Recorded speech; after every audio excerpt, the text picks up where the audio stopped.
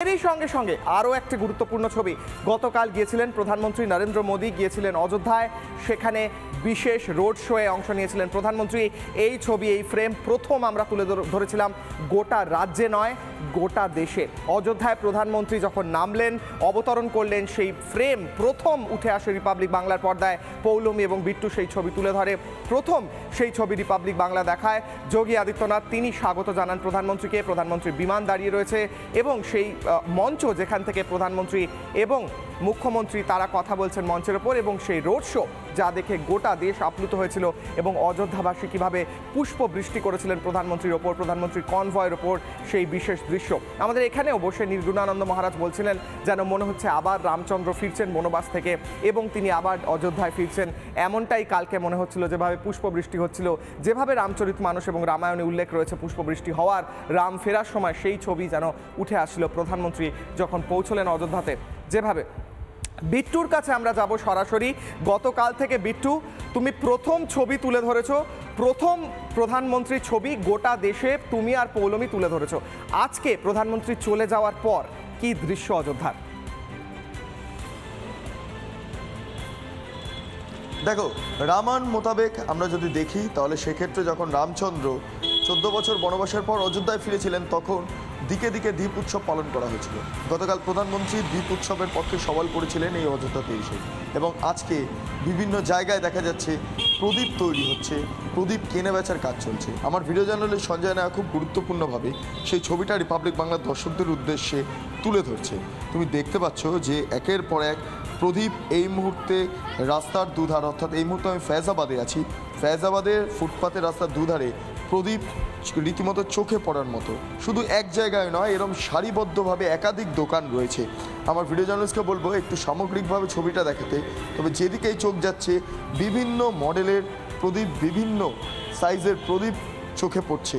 আমি দেখতে পাচ্ছি এখানে ছোট বড় মাঝারি সমস্ত ধরনের প্রদীপ। আমি যেটা খবর পাচ্ছি বা ট্রাস্ট সূত্রে খবর পাচ্ছি, প্রায় 32 লক্ষ প্রদীপ সেদিন গোটা অযোধ্যা জুড়ে জ্বালানো হবে, এবং সেক্ষেত্রে যাতে গোটা অযোধ্যা নগরীতে দ্বীপ উৎসব পালন হয় তার জন্যই এই মুহূর্তে যারা প্রদীপ নির্মাতারা রয়েছেন তারা রাস্তার দুধারে বসেছেন।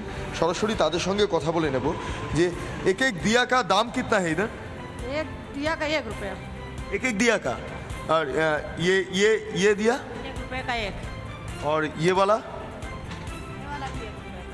1 रुपये का है। অর্থাৎ 1 টাকা করে প্রদীপ মিলবে। অর্থাৎ যদি 32 লক্ষ প্রদীপ জ্বালানো হয়, এখানে সমস্ত দামটাই প্রায় একরকম। যদি 32 লক্ষ প্রদীপ জ্বালানো হয় গোটা অযোধ্যা জুড়ে, তাহলে 32 লক্ষ টাকার মতো খরচ পড়বে আপাতত প্রাথমিকভাবে একটা অ্যাজাম্পশন করা যাচ্ছে। আরও যারা রয়েছেন তাদের সঙ্গে একটু কথা বলে নেব, তাদের সঙ্গে জানার চেষ্টা করব যে এই প্রদীপ কত করে দাম, তাদের দোকানে কত করে দাম আছে। ম্যাম, ये जो दिया है, दिया का कीमत कितना है इधर? 1 रुपया।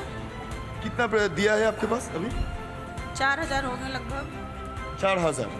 4000 প্রদীপ এই দোকানটিতে, অর্থাৎ যে নির্মীয়মান একটি দোকান এই মুহূর্তে দেখতে পাচ্ছি সেই দোকানটিতে মিলছে। অন্যদিকে পর একের পর এক জায়গায় এরকম প্রদীপের দেখা মিলছে। অর্থাৎ আমরা যেই বিষয়টা চাক্ষুষ করেছি, আমরা রামায়ণে পড়েছি, আমরা গতকাল প্রধানমন্ত্রীর বক্তব্যে শুনেছি, অর্থাৎ যে দ্বীপ উৎসব পালন করা হয়েছিল সেই দ্বীপ উৎসব যাতে রামলালার যেদিন প্রাণ প্রতিষ্ঠা হবে, রাম মন্দিরের যেদিন উদ্বোধন হবে সেদিন একইভাবে দ্বীপ উৎসব পালন করা হবে। অর্থাৎ সেই কারণেই একাধিক প্রদীপের অস্তিত্ব এই মুহূর্তে ফৈজাবাদের রাস্তার দুধারে পাওয়া যাচ্ছে। কিতনা রুপয়ে হে এক এক দিয়া?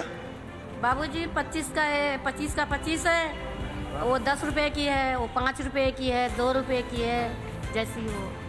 আমি একবার কোনটা 5 টাকা, কোনটা 2 টাকা, কোনটা 1 টাকা সেই প্রদীপটা একবার দেখানোর চেষ্টা করবো রিপাবলিক বাংলার দর্শকদের উদ্দেশ্যে।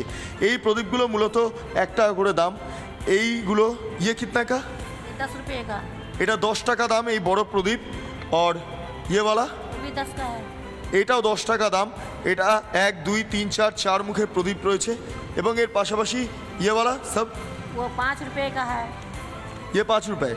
এইটা 5 টাকার প্রদীপ, এটাও 5 টাকার প্রদীপ।